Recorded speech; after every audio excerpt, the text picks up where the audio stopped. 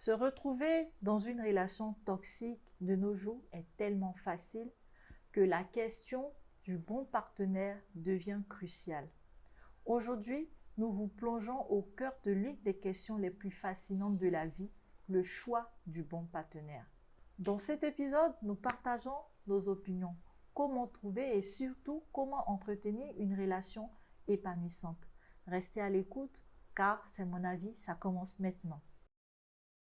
Hello Muriel! Bonjour Vanessa. Toi, tu es plus à présenter, hein? C'est toujours Je suis avec toi encore les là. bonnes chroniques, la bonne vibe et tout.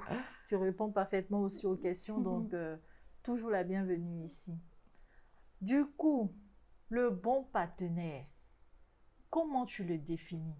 Quelles sont les qualités, selon toi, du bon partenaire? La question elle est pertinente. Hein. Vraiment. Le bon partenaire.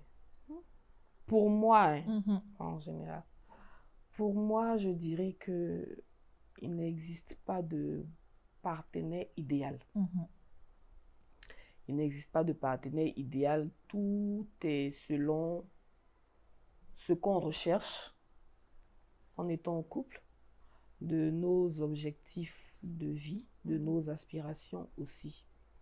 Maintenant, pour moi, le partenaire qui me conviendrait, je dirais ça comme ça, c'est déjà quelqu'un qui a la crainte de Dieu.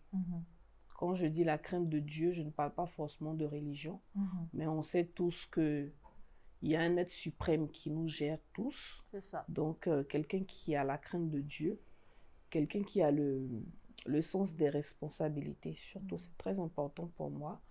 Et quelqu'un qui est un bon père, très paternel, un père aimant, un homme attentionné, respectueux, un homme aussi qui sera une sécurité pour moi à tous les niveaux, qui sera quelqu'un qui va me booster, quelqu'un qui va m'emmener vers le haut. Il ne faudrait pas qu'on oublie aussi que le bon partenaire, c'est un partenaire qui doit avoir des reins solides, qui doit pouvoir satisfaire sa partenaire dans tous les sens du terme. Ça aussi, c'est le bon partenaire. Parce que ça, là, c'est un sujet tabou. On n'en parle pas. Pourtant, ça fait partie des critères.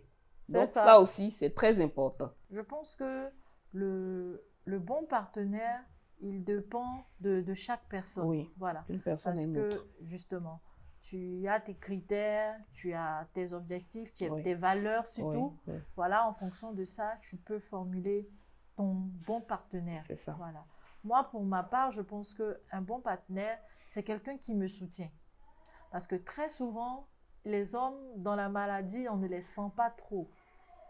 Et puis, coucou à Ariel Chéné, parce que ce qu'il a fait, pour moi, c'est un chef-d'œuvre. Oui. Voilà.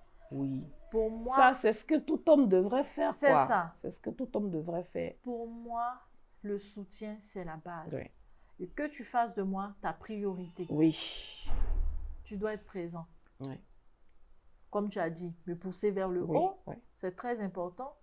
Assurer ma sécurité. Oui. Là, on ne parle même pas encore de finances. Parce Non, que avant, c'est ça. C'est ça, si on nous posait la question, pour moi, c'est quelqu'un qui est joli, qui sent bon, qui est grand, qui est clair, qui est ceci, qui c'est ça. Dans la chambre, il est bien et tout. Mais avec l'avancement de l'âge, tu te dis qu'il y a des choses qui sont plus importantes. Ça, c'est éphémère, oui. Voilà, plus importantes. Donc, pour moi, c'est ça le bon partenaire. Quelqu'un qui est là dans le bonheur, dans la maladie, dans la souffrance. Ouais. C'est ça, c'est une grande valeur que je prône chez l'homme. Donc, d'autres pourraient se poser cette question-là. Comment savoir dès le début que cette personne-là peut être un bon partenaire pour moi?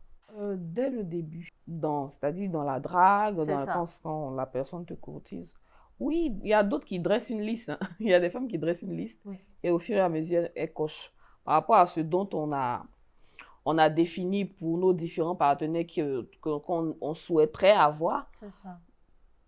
Dans l'échange avec la personne, dans la fréquentation. C'est ça. On essaye de se découvrir chacun. Justement. Donc, quand on va développer un peu plus, on verra si la personne rentre dans notre case de trucs ou pas. C'est ça.